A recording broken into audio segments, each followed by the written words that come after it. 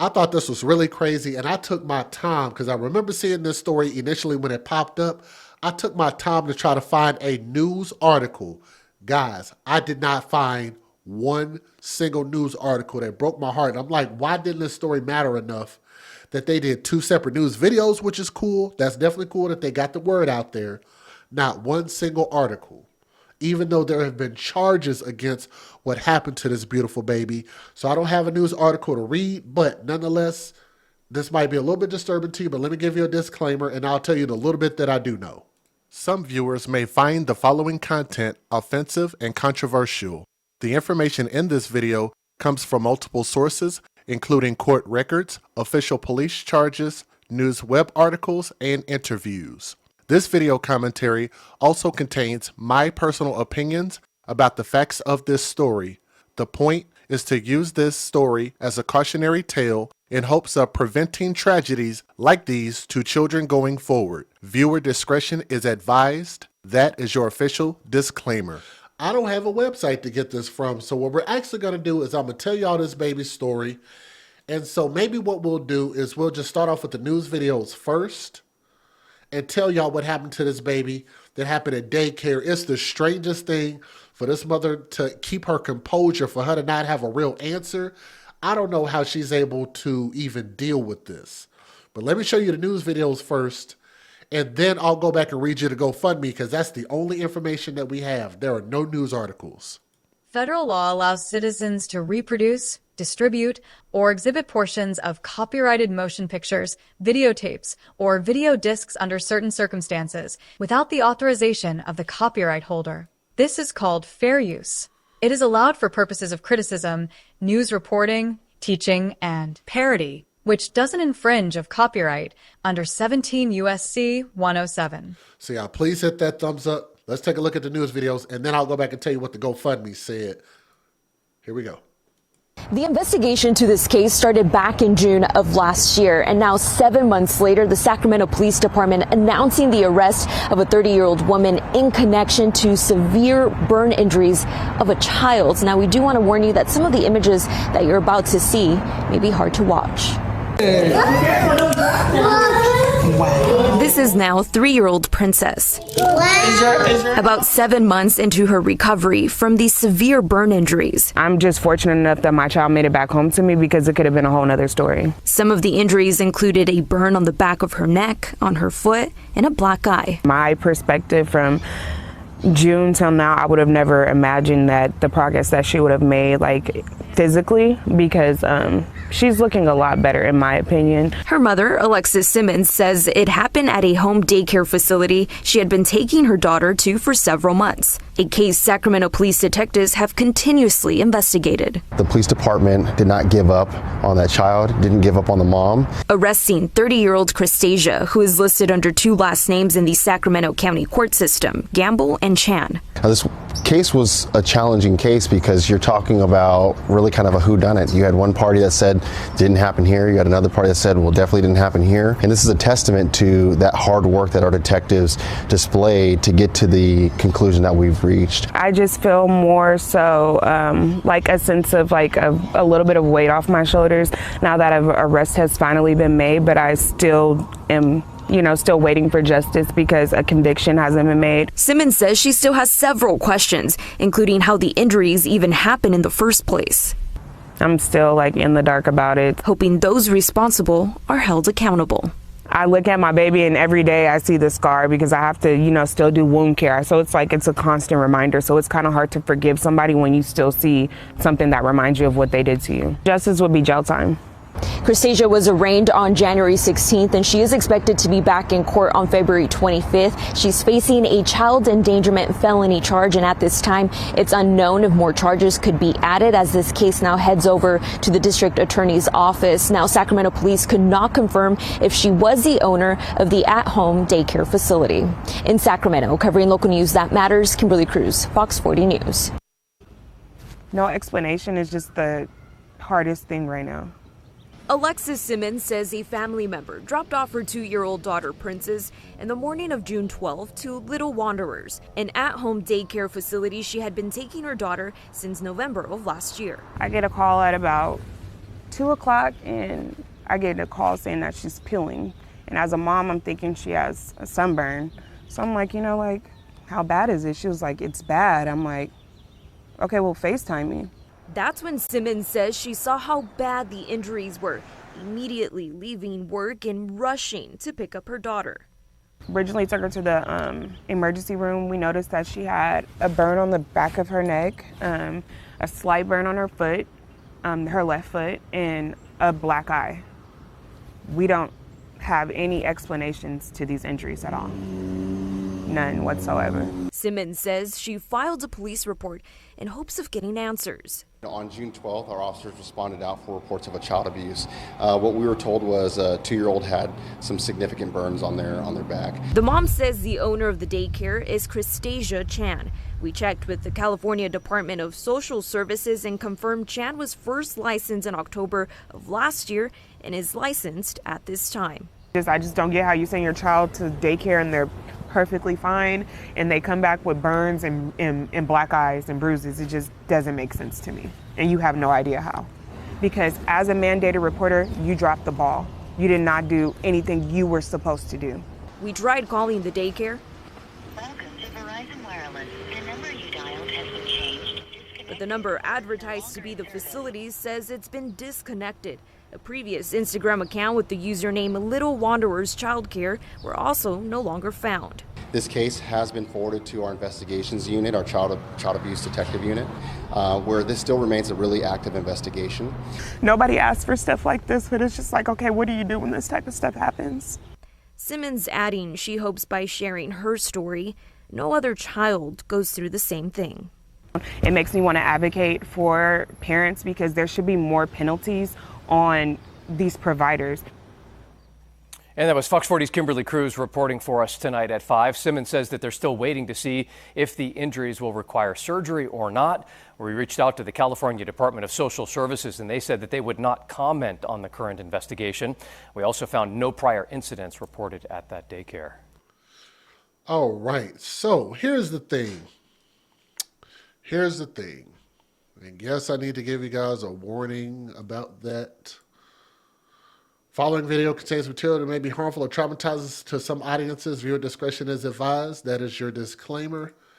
So I need to show you guys how this woman's name is spelled because it is the most unique thing that I've seen because there are now official charges, which is how I found this. But I could not find a picture of the culprit.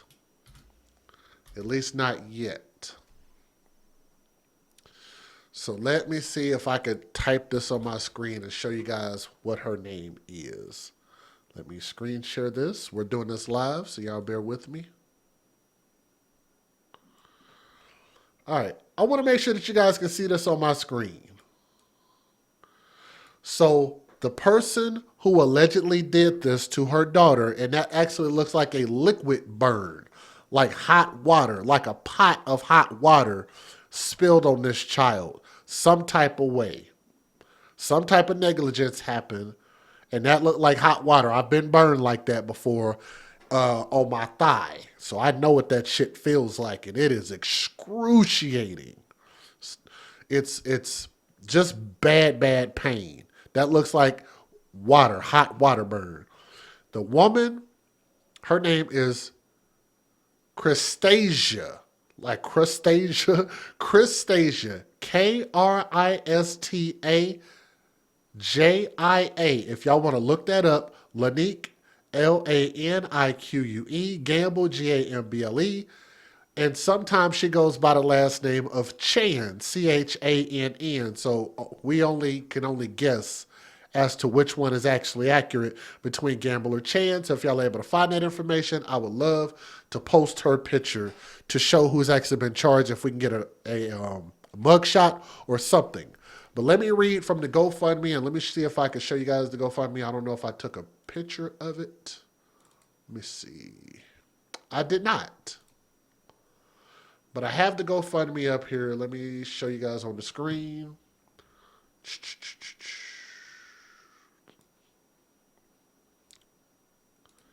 We're doing this live, so I apologize. Here we go right here. So you guys can follow along. Here we go. So somebody by the name of Maniqua Anthony Edwards and 3 others are organizers of this GoFundMe and it support Princess's recovery. They're asking for $20,000. Now, I want y'all to remember the difference with this GoFundMe is that this child is alive, this child is surviving, and this child is going to need a lot of medical care. So I'm actually kind of for this.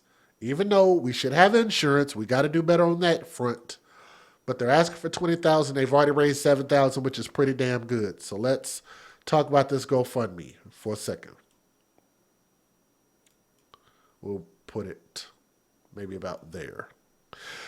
On a faithful Wednesday, June 12th of 2024, the Morales family faced devastating events that forever altered their lives. I'm glad somebody wrote this properly.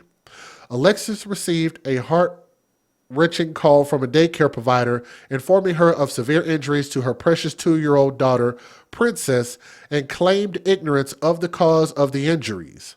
Alexis rushed to her daughter's side without hesitation, leaving everything behind. The sight of Princess in pain was unbearable as they raced to the hospital, necessitating a desperate call to 911 amid Princess's cries, prompting an immediate transport by way of ambulance. Let me tell y'all this. Somebody clearly professionally wrote this, and I've been saying this for a long time.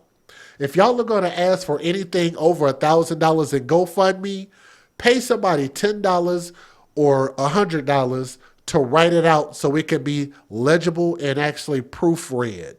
This is wrote up really, really good.